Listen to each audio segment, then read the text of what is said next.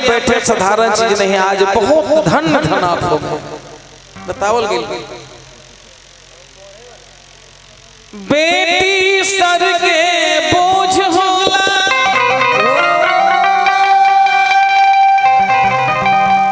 बेटी हुई ता उबर जइबा,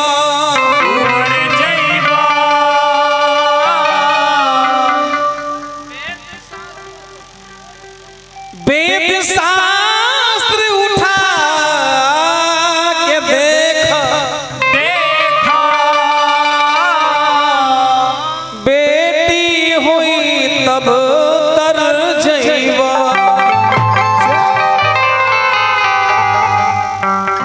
बेटी से मत डरिए, हम निवेदन करेंगे जहां तक मेरी आवाज जा रही है, कभी भी अल्ट्रासाउंड करा करके ये चेक मत कराइए कि बेटा है कि बेटी। सब लोग अगर बेटा ही मांगेंगे और भगवान कहे बेटी के फैक्ट्री ही बंद कर देंगे तो तन्नुने में नून मिलेगा। बेटी लक्ष्मी है, जब जन्म लेती हैं उसी समय अपने लिए उस सब व्यवस्था करके आती है, भले पिताजी के ऊपर जितना बोझ क्यों न हो जाए। इसलिए कृपया करके बेटी को मत मारिए। राजा जनक जी अपने जानकी बेटी को जब भगवान राम के हाथ जो सौंपने लगे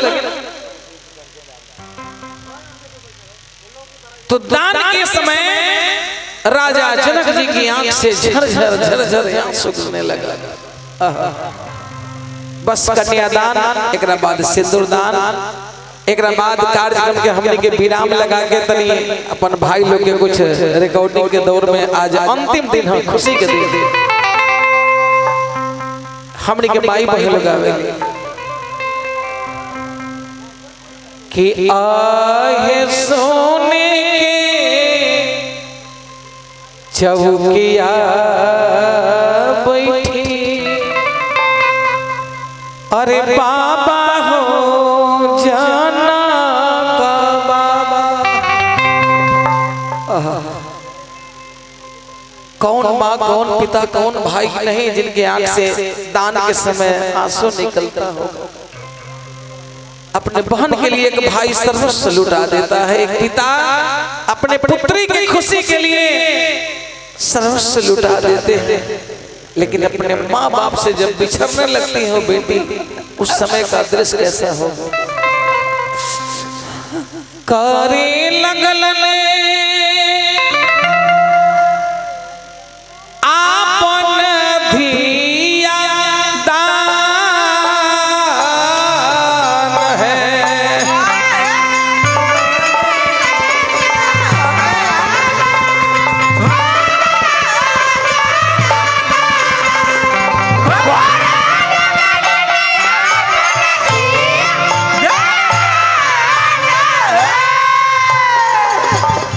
और जिन माता बहन भैया को अगर कुछ दान करना हो तो यही सच्चा दान है।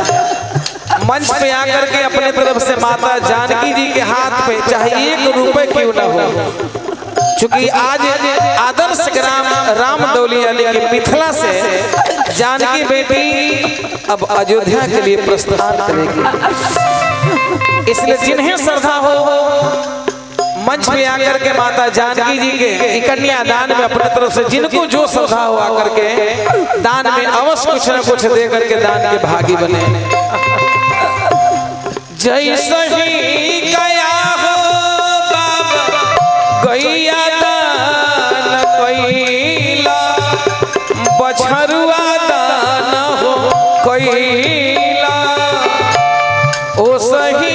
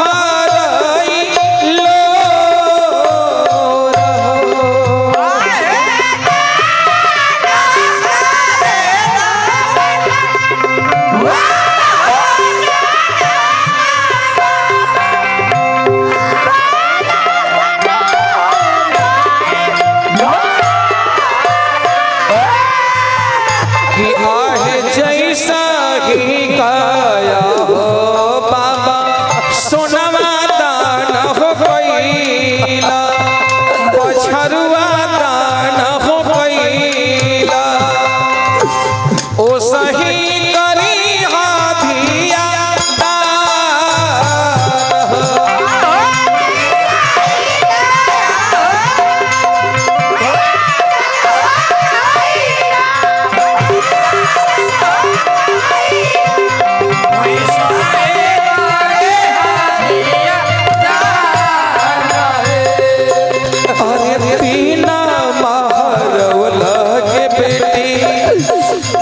जिनका श्रद्धा हो शर्माना नहीं आइएगा, क्योंकि माँ जानकी अपने से सदैव अब सदा के लिए भगवान राम जी के पास जा रही है।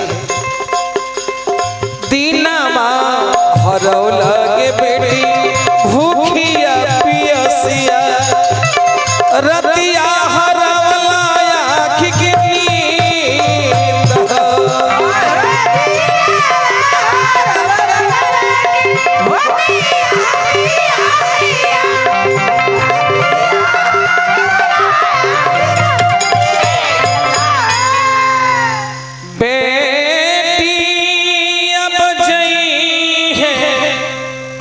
सहजन घर हो बाबा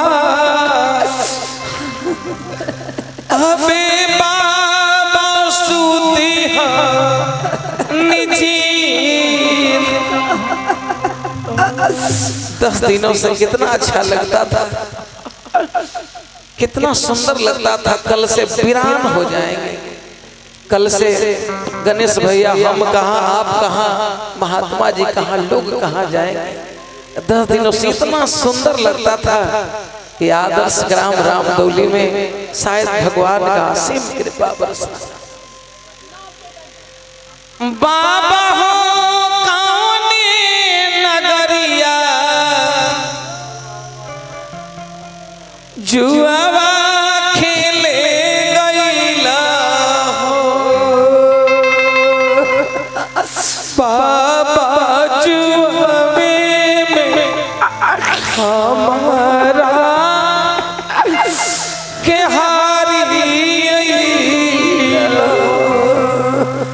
बाबा जुआवे में हमारा के हारी बेटी के जुआवा खेलाना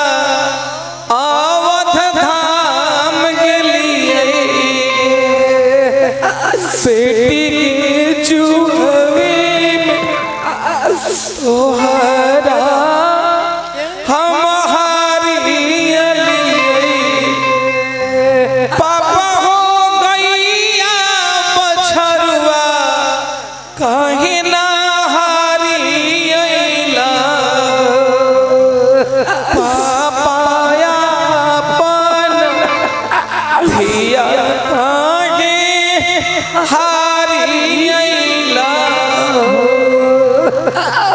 तब सीता रो रो के जब ये सवाल करने लगी, लगा कि जैसे गंगा की धारा बह रही। माँ रोने लगी, भैया रोने लगे, पिताजी रोने लगे कि पापा चाही बैठा लेंगे बेटी आमा तोहरो पास चंदा ऐसन मुखवा की बेटी काहे कैला तू दास कि समझइयो हो पापा कि दियो तोरा ज्ञान। बस रात भर के मेहमान बाबू हुई ते सवेरे हो पाप बेटी हो जई है बिराना। राजा जनक जी अपने चारों पुत्री, जानकी सिर्फ धरती के पुत्री है, जनक जी के आपन एक पुत्री जिनका नाम उर्मिला, जनक जी के भाई कुशध्वज उनके पास 2 पुत्री मांडवी श्रुति कीर्ति। इधर से राम लक्ष्मण भरत शत्रुघ्न। कितना सुंदर गणना पन्ना मिलाया गया है। 2 अक्षर का राम तो 2 ही अक्षर के सीता। अवधपुर जनकपुर। इस तरह राजा जनक जी अपने पुत्रियों को दान करके और मरवा से धीरे धीरे बाहर निकलते हैं।